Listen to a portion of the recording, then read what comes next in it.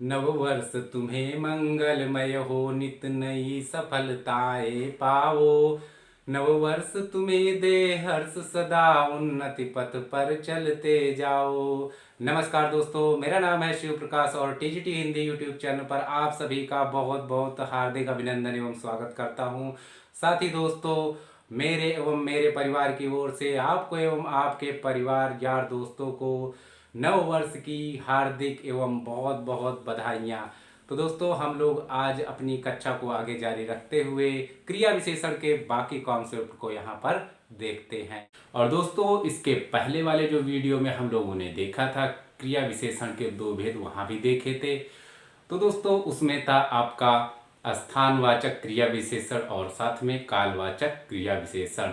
तो दोस्तों, आज हम यहाँ पर देखने वाले हैं जो कि दोस्तों परिमाणवाचक क्रिया विशेषण है। उम्मीद करता हूँ जो भी कुछ मैं आप लोगों को पढ़ा रहा हूँ वह आप लोग भली भांति पढ़ रहे होंगे। साथ ही यदि कोई आपको समस्या होती है तो आप हमें कमेंट बॉक्स में कमेंट करके बता सकते हैं। साथ ही दोस्तों, इस वीडियो को शेयर करके अपने अन्य दोस्तों को भी इस मंच का हिस्सा बनाइए ताकि हम लोग मिल करके हिंदी को और भी समृद्ध बना सकें। तो जैसा कि नाम से ही स्पष्ट है कि अब यहाँ परिमाण यानी कि कोई नाप तौल वाली चीज यहाँ पर आपको शामिल की हुई यहाँ पर दिखाई जाएगी। तो भाई जो नाप तौल, अब नाप कह सकते हो, इसी को माप भी कह सकते हो। तो माप तौल, तो माप तौल का बोध कराएगी, साथ में आपका क्रिया विशेषण यानी क्रिया की विशेषता भी बतलाएगी।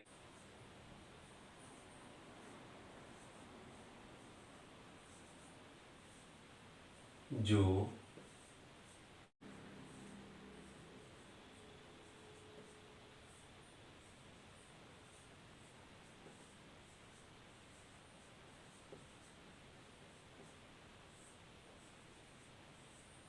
विशेषता के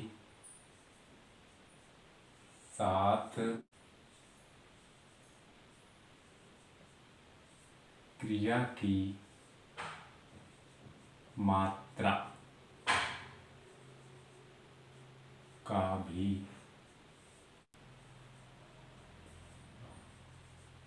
बोध कराता है, उसे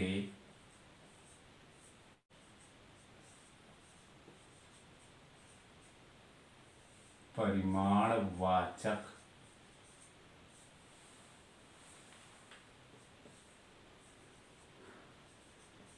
क्रिया विशेषण कहते हैं। दोस्तों, वह शब्द जो क्रिया की विशेषता के साथ क्रिया की मात्रा का भी बोध कराता है उसे ही परिमाणवाचक क्रिया विशेषण कहा जाता है। अब दोस्तों, यहाँ पर जो मात्रा है, मात्रा का मतलब है दोस्तों कम या ज्यादा। तो कम या फिर ज्यादा। तो हम लोग यहाँ पर एक छोटा सा उदाहरण लेते हैं और उसी से हम लोग समझते हैं कि आखिर किस प्रकार से। तो चलिए दोस्तों, जैसे हम लिखते हैं श्याम ज्यादा बोलता है। अब दोस्तों, यहाँ पर देख रहे हैं आप कि श्याम ज्यादा बोलता है। तो भाई क्या बोलने की जो मात्रा है वो क्या है, ज्यादा यहाँ पर लिखा गया है। यानी कि क्रिया जो है, क्रिया की जो विशेषता है वह दोस्तों यहाँ क्या है, ज्यादा है। तो इस प्रकार से आप यहाँ पर देख रहे हैं कि यह जो है मात्रा के संबंध में, यानी कि मात्रा को दर्शा रहा है कि उसकी जो मात्रा है बोलने की वो कम है या ज्यादा है। तो दोस्तों यहाँ पर क्या है, ज्यादा है। तो दोस्तों, इस वजह से यहाँ पर यह जो इसका विशेषता है वह दोस्तों हो जाएगी आपकी वह परिमाणवाचक के अंतर्गत, परिमाणवाचक क्रिया विशेषण। और इसी प्रकार से यदि हम एक और उदाहरण लें तो हम यहाँ पर लिखते हैं जैसे कि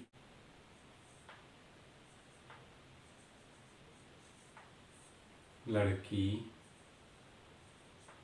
कम सोती है। अब सोती है या खाती है ऐसा करके आप कुछ भी यहाँ पर प्रयोग कर सकते हैं, ऐसी कोई बाध्यता नहीं है, बस क्रिया होनी चाहिए। अब वो चाहे सकारात्मक हो या फिर आक्रामक हो, इसका यहाँ पर कोई प्रभाव नहीं पड़ेगा। तो दोस्तों ये तो हो गई क्रिया। अब यहाँ पर देख रहे हैं आप मात्रा को दर्शाया जा रहा है कि ये कम है या ज़्यादा, तो किसकी भाई? क्रिया की मात्रा। तो यहाँ पर कम दिखाया गया है, तो जब कम दिखाया गया है तो यही आपकी क्या है? परिमाण है। यानी मात्रा किस में आई? तो परिमाण में आई, तो भाई परिमाण में आए तो भाई हो जाएगा आपका परिमाणवाचक क्रिया विशेषण। तो परिमाणवाचक क्रिया विशेषण। तो इस तरह से आपने देखा यहाँ पर। अब आप चाहें तो आप बहुत सारे यहाँ पर उदाहरण ले सकते हैं जिनके माध्यम से आप और भी अच्छे से इसको क्लियर कर सकते हैं। पानी थोड़ा थोड़ा पिया करो। अब यहाँ पर जो पीना है ये तो हो गई आपकी क्रिया पिया।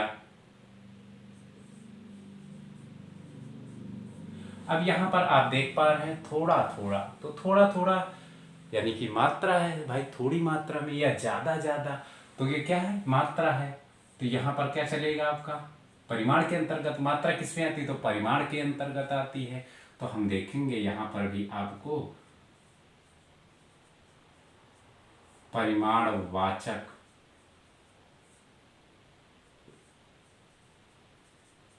क्रिया विशेषण का उदाहरण दिखाया गया है।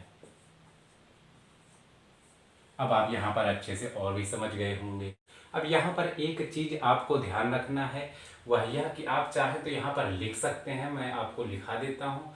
तो यहाँ पर आपको ध्यान रखना है कि क्रिया की मात्रा बताने के लिए शब्द जो है वह चाहे जो भी आए, लेकिन उसका जो भाव होगा वह दोस्तों कम या ज्यादा का ही होगा। जैसे कि यहाँ पर आपने देखा इसका भाव क्या है? ज्यादा, यानी ज्यादा का है। इसी तरह से अभी यहाँ नीचे आपने देखा तो भाई कम सोती है। अब यहाँ पर देखा तो थोड़ा थोड़ा पिया करो, यानी कम के भाव में यहाँ पर व्यक्त किया गया है कि भाई पानी थोड़ा थोड़ा पिया करो। साथ ही हम लोग क्रिया विशेषण के अंतर्गत आने वाले उन शब्दों को भी देख लेते हैं जिनके माध्यम से आप लोग यह जान पाएंगे इसमें किस किस प्रकार के शब्द उपस्थित रहते हैं, यानी कि किस किस प्रकार के शब्दों का इसमें प्रयोग किया जाता है। अब हम यहाँ पर देख लेते हैं परिमाणवाचक क्रिया विशेषण के शब्द। तो इसके अंतर्गत आपका आएगा जैसे कि अल्प, उसके साथ ही आएगा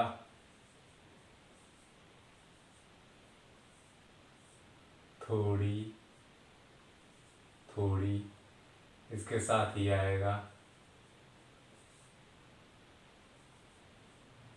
थोड़ा थोड़ा, इसी के साथ आएगा ज्यादा, ज्यादा के बाद कम, अधिक,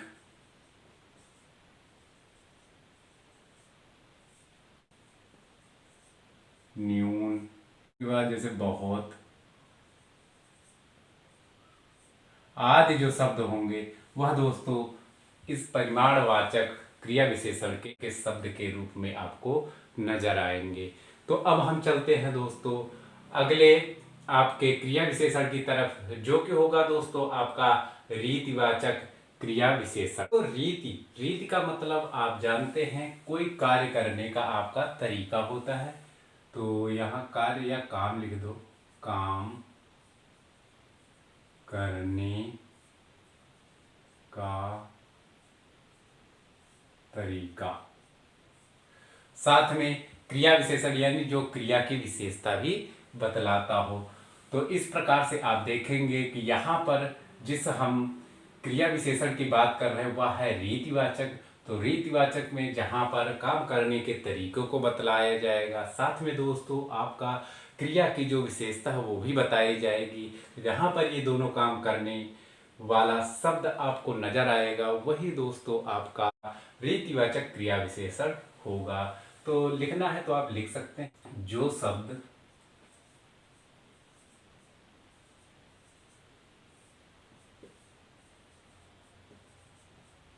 क्रिया की विशेषता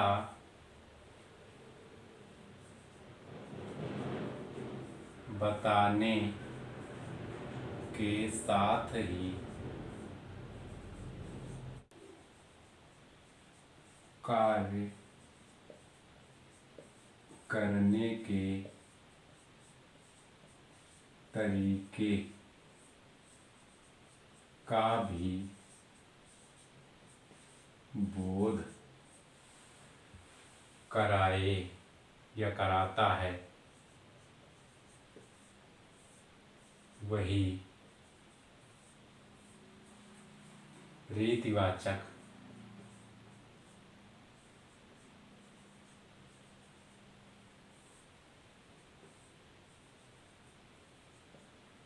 क्रिया विशेषण होता है या कहलाता है।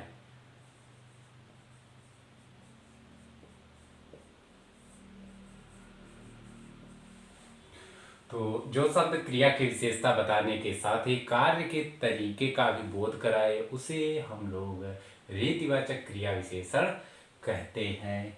तो दोस्तों यहाँ पर आपको एक मैं छोटा सा उदाहरण दे देता हूँ ताकि आप लोग और भी अच्छे से समझ पाएंगे। श्याम धीरे धीरे चलता था। अब यहाँ पर हम किसकी बात कर रहे हैं?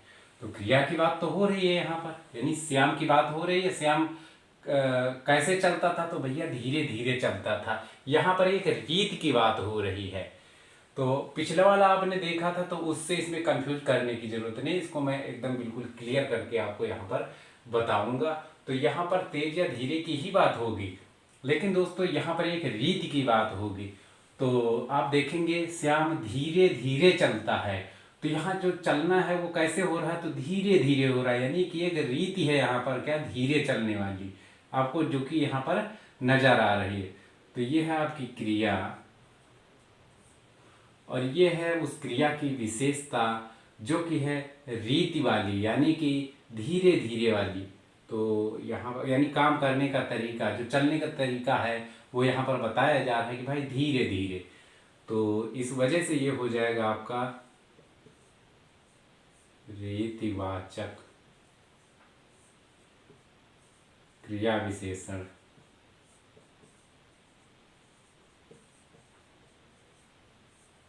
तो इस प्रकार से यहाँ देखो, इसी प्रकार से हम एक दूसरा और यहाँ पर उदाहरण ले लेते हैं, जैसे कि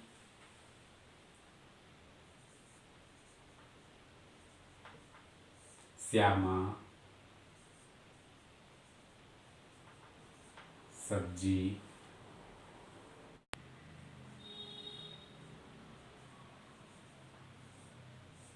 जल्दी जल्दी काटती है। अब यहां काटना तो हो गया भाई क्रिया, तो काटती ये क्या है? क्रिया।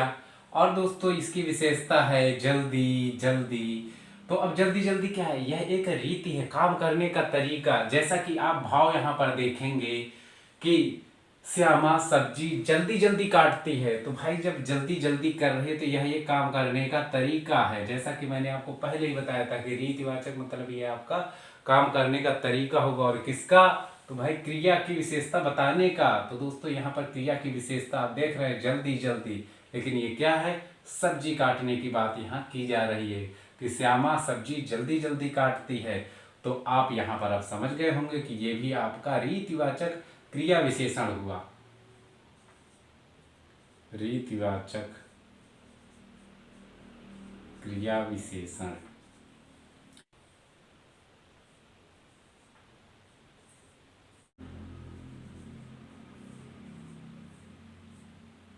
धीरे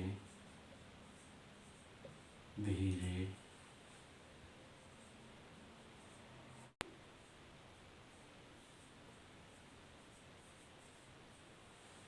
आप यहाँ पर देख रहे हैं कि गाड़ी धीरे धीरे चलती है। तो भाई चलने की जो क्रिया होती है वह कैसे होती है? तो भैया धीरे धीरे होती है। तो धीरे धीरे क्या आपका क्रिया विशेषण,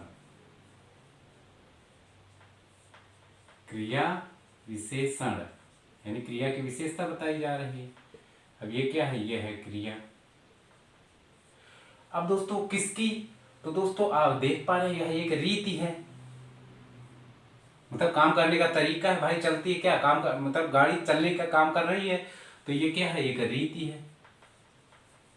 इस वजह से दोस्तों ये हो जाएगा आपका रीतिवाचक क्रिया विशेषण का उदाहरण।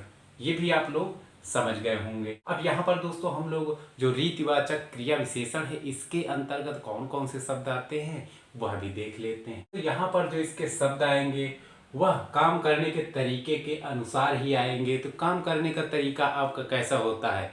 या तो आपको धीरा होता है या तो आपका तेज होता है। तो दोस्तों यहाँ पर आप देखेंगे जैसे कि हम लोग लिखेंगे जल्दी,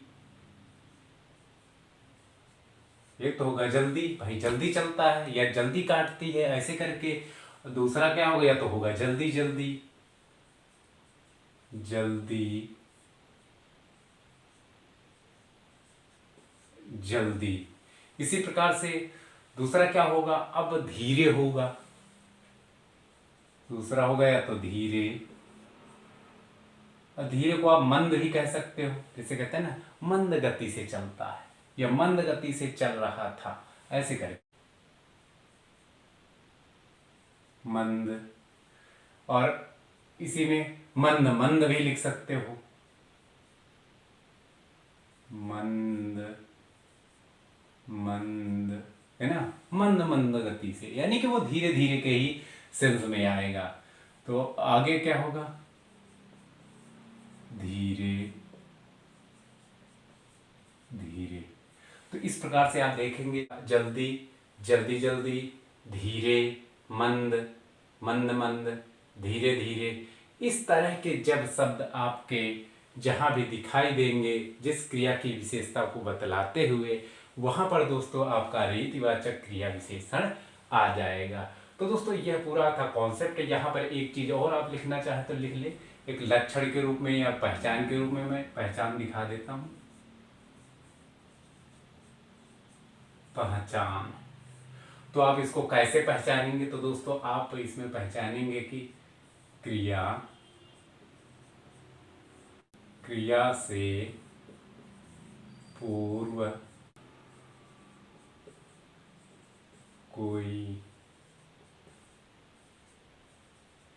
अविकारी शब्द आएगा या आएगा वह कार्य को करने का तरीका बताएगा।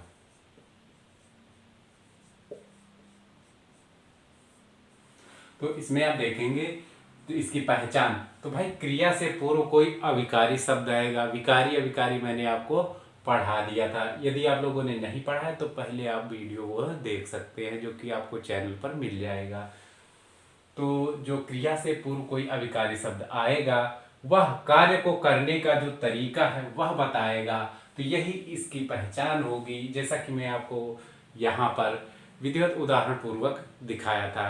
तो उम्मीद करता हूँ जो भी मैंने आपको यहाँ पर कॉन्सेप्ट समझाया है वह आप लोग समझ गए होंगे। तो यदि आपको यह वीडियो देखने में अच्छा लगा हो, जानकारी हेल्पफुल लगी हो, तो कृपया वीडियो को लाइक करके हमारा उत्साह बढ़ाइए।